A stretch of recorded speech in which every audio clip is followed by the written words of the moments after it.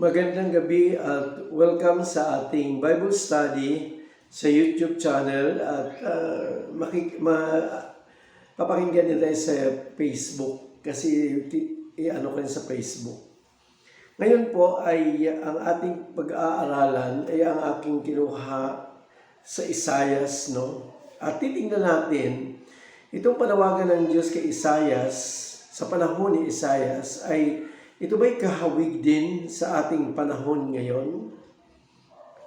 Okay, so ito ang ating pag-aralan kung kahawig ang mga kalagayan ng mga panahon sa panahon ni Isaias. Okay, noong tawagin ng Diyos si Propeta Isaias para ipahayag ang kanyang mga salita sa kanyang bayan, siya ay binigyan niya ng pangitain muna tungkol sa kalagayan ng kanyang bayan. So bago niya sinugo, binigyan muna siya ng pangitain, ano bang kalagayan ng bayan mo ngayon? At titingnan din natin, ano bang kalagayan ng ating bayan ngayon? Okay? Bakit nang may nangyayaring ganito? Kaya noon sa chapter 1 muna ng Isaias, verse 2 and 3, sabi niya rito, makinig kayo, kalangitan pati kalupaan. So kung titingnan natin yung word na makinig kayo kalangitan at kalupaan, he's talking in general as lahat, no? Hindi lamang sa Israel.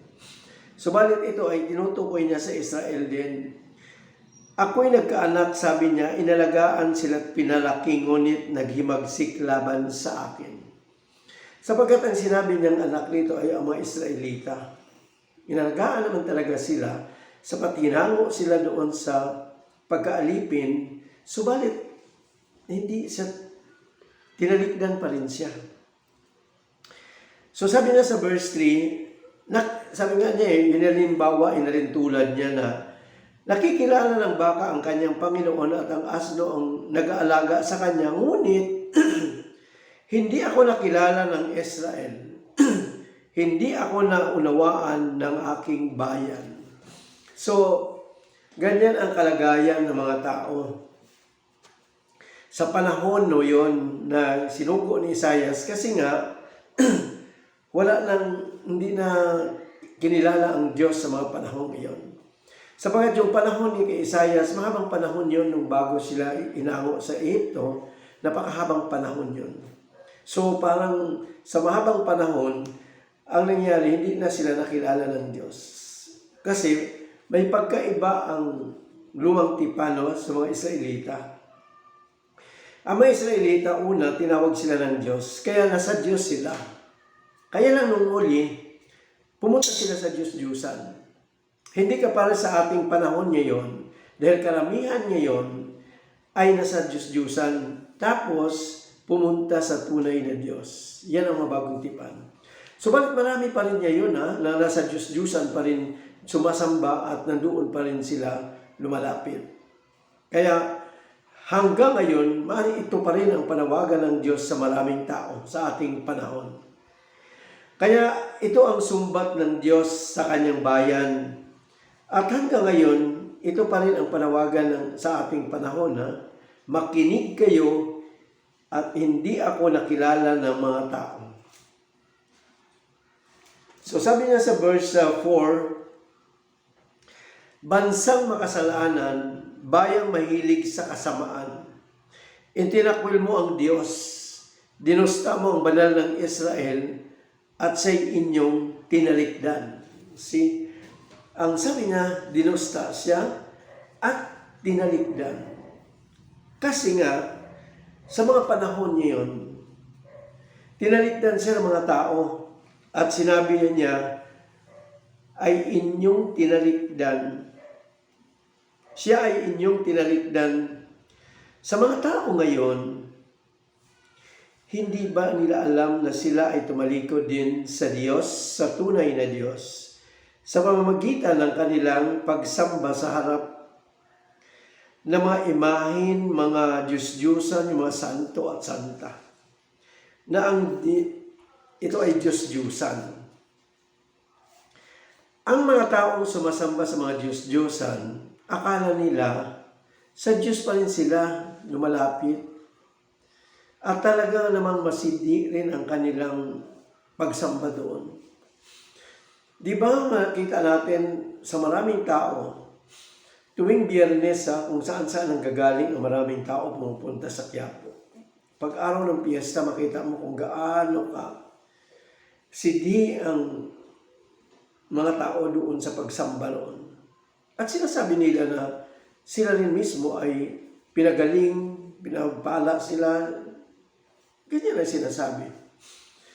So, ang nakita, at pag tinanong mo rin sila, sinasabi rin nilang sa Diyos din sila. So, hindi mo malaman kung sila doon sa mga Diyos-Diyosan o sa Diyos. Kasi, sabi nga sa Roma chapter 10, verse 2 and 3, ito ang sabi ni Pablo, napatunayan kong sila'y nagsisikap na maging kalugod-lugod sa Diyos. Hindi ba yung mga taong ganyan na nagbibigay talaga ng oras, araw-araw nagpupunta sa simbahan para sumamba? Kasi ang gusto rin nila, kalugdan sila nga ng Diyos. Subalit, sabi nga ng sabi ni Pablo, subalit, mali ang kanilang batayan sapagkat hindi nila nakikilala ang pagpawalang sala na kaloob ng Diyos at nagsikap silang magtayo ng sarili nilang pamamaraan sa halip na sundin ang pamamaraan ng Diyos. Kasi ang pagsamba sa mga Diyos-Diyosan, hindi yan pamaraan ng Diyos. Kinasusuklaman niya yan. Kung alam lang ng mga taong makapakinig ngayon sa ating pag-aaral ngayon, sa mga taong nandoon pa sa mga Diyos-Diyosan, alam nyo, kung alam lang nyo, kinasusuklaman niya ng Diyos. Sinabi yan mismo ni Kristo na kinasusuklaman niya yung gumagawa niyan. Subalit ang mga taong ito na nandoon pa rin hanggang ngayon, ibig sabihin lang, hindi nila alam ang aral. Hindi nila alam ang sinasabi ng Diyos. Kaya nga ang sabi balik tayo sa Isaias, kaya ang sabi niya doon sa verse 15 to 16, ang sabi niya, kapag kayo'y tumawag sa akin, ibabaling ko sa malayo ang aking mukha. Imagine, no? Hindi ko kayo papansinin. Kahit na kayo'y manalangin ng manalangin, hindi ko kayo pakikinggan sapagkat marami na kayong inutang na buhay. Yun din ang niya sa kanyang bayan. Kaya nga ang sabi niya, magpakabuti na kayo, magbalik loob sa akin. Yun ang payo ng Diyos. Talikdan na ninyo ang masamang gawain, tumigil na kayo sa paggawa ng masama. So kung ating titinan sinasabi ng Panginoon, bumalik kayo sa akin. Kasi ang totoo, yung mga tao ngayon na nandoon pa sa pagsamba sa mga Diyos-Diyusan, hindi pa talaga nakabalik sa Diyos. Nandoon pa rin sila nakumaling. Kaya nga ang panawagan niya sa verse 18 to 20, halik kayo at magpaliwanagan tayo. Yan ang sabi niya sa mga taong yan. Gaano man karami ang inyong kasalanan, handa akong ipatawad ang lahat ng iyan. Kahit na kayo'y maruming-marumi sa kasalanan, kayo'y magiging busilak sa kaputian. Kaya ang tawag ng Diyos palagi sa atin, lumapit na kayo sa akin. Sapagkat anuman ang kasalanan niyo dati, patatawarin ko kayo. At ganyan naman ang Diyos, handang magpatawad basta bumalik lang tayo sa Kanya. Kaya kung kayo'y sumunod at tatalima, pasasaganain ko ang inyong lupain. So, ibig sabihin, sa ating panahon ngayon, ano man ang hanap buhay mo, pasasaganain ka ng Diyos. Ngunit kung magpapatuloy kayo sa inyong pagsuway, ay tiyak na kayo mamamatay. Ito ang sabi ng Diyos. See? So kung hindi kayo titigil nga, alam nyo, kung minsan maraming sa mga tao, na pangyayari. Kaya lang, minsan hindi pinapansin kahit na nga binibigyan niya ng paalala, hindi pinapansin ng tao. Kaya nga, ang sabi niya sa Isaias, kaya kung ating titinan, ano ba ang kasalanan ng mga tao noon at ngayon? May pagkakaiba ba? Ating tingnan ang sinabi ng Diyos doon sa verse 21. Sabi niya sa verse 21, ano't nagumon ka sa kahalayan lungsod na dating tapat? Dati luklukan ka ng marangal noon. Noon, ang naghari sa inyo'y katuwiran, ngayon tirahan na lang ng mamamatay tao. Yan ang sabi nga niya. Hindi na. Kaya nga, kung ating titingnan, dati kasi, alam mo, sa bagong tipan, ganyan din ang sinasabi ng Diyos. Kung tayo manumbalik lang sa Kanya, okay, tingnan natin sa parang equivalent nung sinabi ng Panginoon noon sa mga sa Kanyang bayan, at hanggang ngayon. Okay. Ang sabi sa Efeso chapter 2, tingnan natin verse 1 to 6, ganito ang sabi. Noong unay mga patay kayo dahil sa inyong pagsuway at mga kasalanan. Ito yung taong binuhay ng Diyos. Pinagkalooban niya pinanaman niya ang kagandahang loob ng Diyos. So, ganito ang sabi niya. Sinunod ninyo noon ang masamang takbo ng sanlibutang ito at nagpailalim kayo sa prinsipe ng kasamaan ng espiritong naghahari sa mga taong suwail. Ang mga taong hindi pa nakalapit sa Panginoon at hindi pa nakapanumbalik sa Kanya, ang totoo, ganito ang sinasabi ng Panginoon, namumuhay tayo at pinaghaharian ng masamang espiritu sapagkat hindi natin alam ang aral ng salita ng Diyos. Kaya ang banal na espiritu hindi makapaghari sa atin kung hindi ang espiritu ng masamang sanlibutan. Sabi niya, ang prinsipe ng kasamaan, ang espiritong naghahari sa taong suwail. Dati, sabi nga niya rito, dati tayo'y kabilang sa mga ito. Namuhay ayon sa sampitan ng laman at sinunod ang masamang hilig ng katawan at pag-iisip.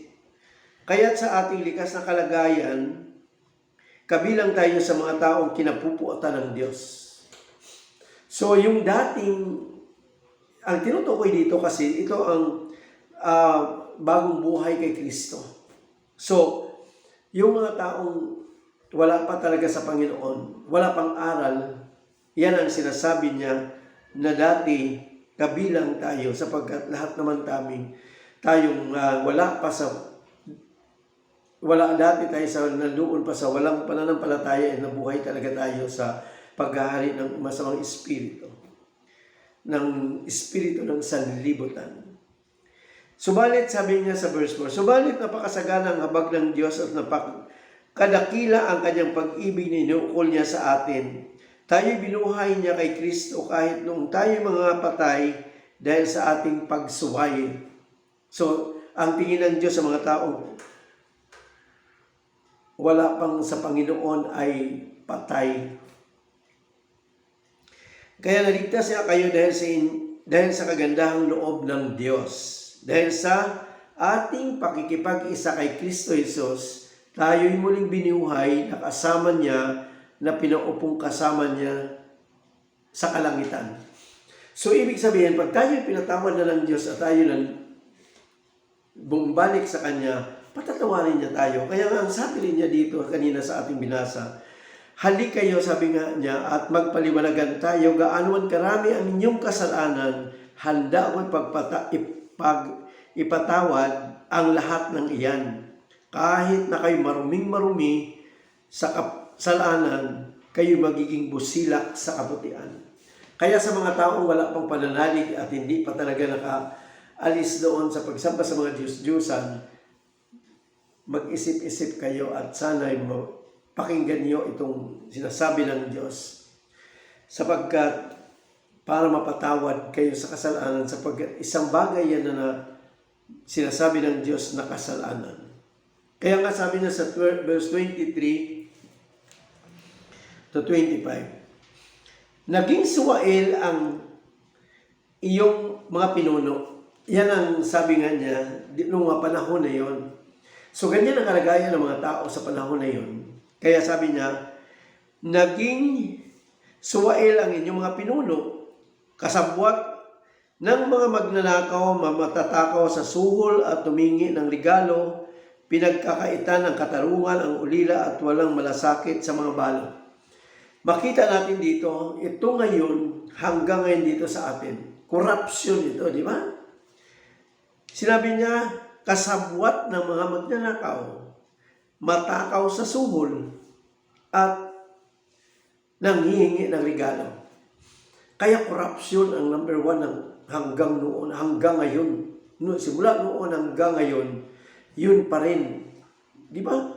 Kaya sinasawata nga ng ating Pangulo ngayon, yung mga corruption. Kasi kaya nga ako naniwalang talagang ang Diyos ang nagbigay sa ating Pangulo ngayon. Kaya walang pagkaiba eh. Ganon na ganon. Kaya nga sabi ng verse 24, kaya nga't sinabi ng Diyos na makapangyarihan ng Diyos ng Israel, ibubuhos ko ang aking puot sa aking mga kaaway. See? Maghihiganti ako sa aking mga kalaban. Parurusahan kita para ka magbago kung papaano ang pilak ay pinadaraan sa apoy at tinutunaw para lumalisay. So, yan ang sinasabi ng Panginoon. Ibubuhos ko ang aking puot sa aking mga kaaway. Kasi ang sabi nga niya, kaaway niya yung mga taong ayaw sumamba sa Kanya. Ayaw kumikilala sa Kanya. Yan ay kaaway niya. Kaya nga, napakahalaga na unawaan natin at nalalaman natin ang Kanyang mga aral. Tapos sabi niya sa verse 27 to 28, maliligtas ang Jerusalem sa pamamagitan ng katarungan. Ang mga nagsisisi at magbalik loob ay pawawalang sala. Yan ang kailangan ng maraming tao. Mapupuksang lahat ang mga suwail at makasalanan. Malilipol ang mga tumalikod sa Diyos. See? Sabi niya malilipol ang mga tumalikod sa Diyos. Makikita natin yan sa panahon natin ng pandemya.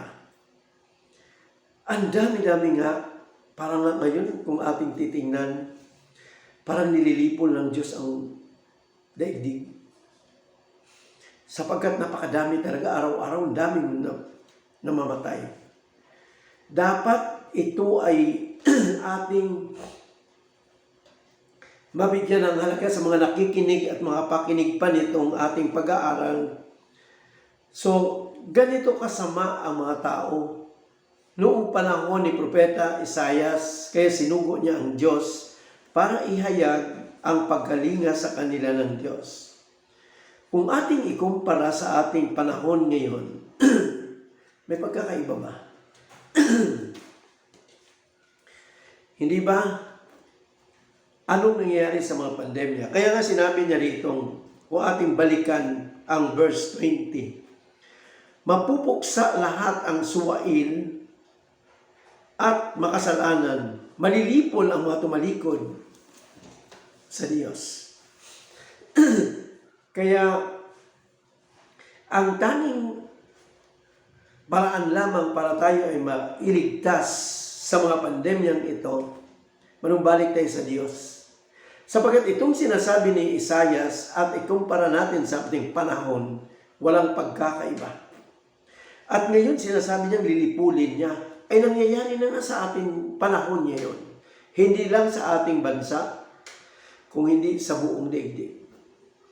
Sana sa mga pakinig at ang makinig nito, sana ay mag-isip-isip kayo kung papaano ang mangyayari at para ito lang ang paraan para tayo ay maligtas. Kaya nga, kasi Kung minsan kahit tayo panalangin ng panalangin, kung wala tayo sa Diyos, ito nga ang sabi niya, balikan lang natin yung 18 na, halik kayo at magpaliwanagan tayo. Gaano man karami ang inyong kasalanan, handa akong ipagpatawad ang lahat ng iyan. Sabi niya. Kaya nga, kung patawad tayo ng Diyos ay may pag-asa tayo. At panatag tayo sa buhay sapagkat alam natin ililigtas tayo ng Diyos. Kaya lang, kung hindi tayo manakapanumbalik sa Kanya, alam natin ang sinabi dito ay malilipol tayo ang lahat ng tumalikod sa Diyos.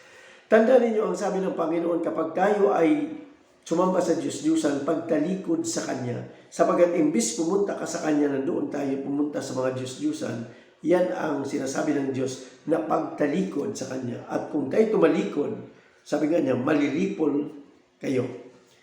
Kaya pinahayag ng Diyos sa panahon ni Esaias ang kalagayan ng mga tao, kaya sila'y pinaghirap at pinaranas ang kahirapan dahil sa kanilang pagtalikod sa Diyos. Kaya maaring ngayon din yung mga panahon sa ngayon, pinapadama na ng Diyos sa atin ang kalagayan para manumbalik tayo sa Kanya. Sapagkat napakarami ang tumalikod talaga sa Kanya hanggang sa mga panahon ito. Sapagkat kung ating titingnan, ilang porsyento lang ang talagang nakapanumbalik sa Diyos, subalit napakalaking porsyento ang nandoon pa rin sa pagsamba sa Diyos-Diyosan. Kahit man hindi lang dito sa atin, ibang bansa. Sa ibang bansa, ganun din eh. Ibang klaseng alang ng Diyos-Diyosan sa kanila. Hindi ka pare sa atin. Pero exactly the same Diyos-Diyusan din siya. Sapagkat hindi mismo sa ating Panginoon. Amen? Purihin ang Diyos at sana ay mapakinggan ng marami para mapaalalahanan sila at makapanumbalik sa Diyos para matigil na ang paglaganap nito ng virus sa buong daigdig. Tayo manalangin.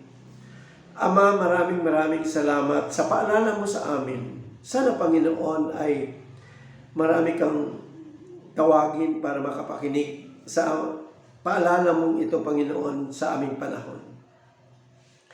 Pagpalain mo, Lord, ang maraming makapakinig at ang makikinig pa, at ikaw, Panginoon, ang magbukas ng kanilang mga puso at isipan at pangunawa na sana, Panginoon, makapanumbalik sila sa iyo para matigil at isang sanggalang yon para wag sila madamay sa paglipol, Panginoon, mo sa mga maraming tao na tumalikod sa iyo. Ama, maraming salamat sa iyo. At sa iyo naman, Lord, ipinagkatiwala ang aming pag-aaral ngayong gabi. Sa pangalan ni Jesus na aming Panginoon at sa pamamagitan ng banal na Espiritu. Amen. Magandang gabi po at salamat sa lahat. Huwag kalimutan na mag-share at sa mga hindi pa nakapag-subscribe ay mag-subscribe kayo para palagi ang ating pag-aaral ay makakunik agad sa inyo. Magandang gabi muli.